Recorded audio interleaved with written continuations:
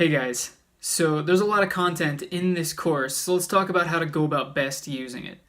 The first thing that you're going to need to do before anything else is watch all of the videos. It's a lot of content, and I promise you it has a lot to offer you. So just go ahead and watch all of them.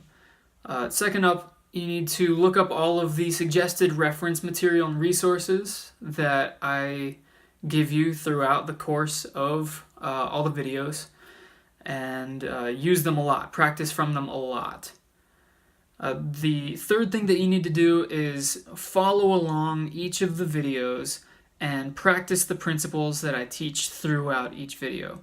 I'm going to be going into general principles and very case-specific ones as well. So you need to pay attention and practice alongside while I work.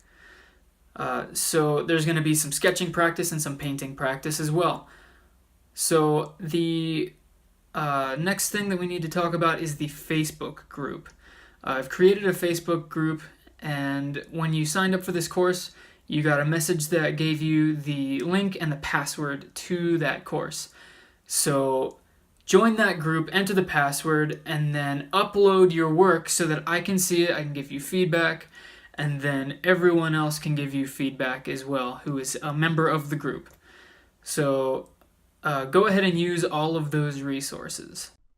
You can find the message that contains the password and the link to the Facebook group by going to the top right of your window and clicking on your name, and you'll find it there under Messages. And in addition to using the Facebook group, you can use the question and answer section of this very Udemy course and ask me any questions if you were confused about anything that happened during the course of all the videos, and I will get back to you promptly.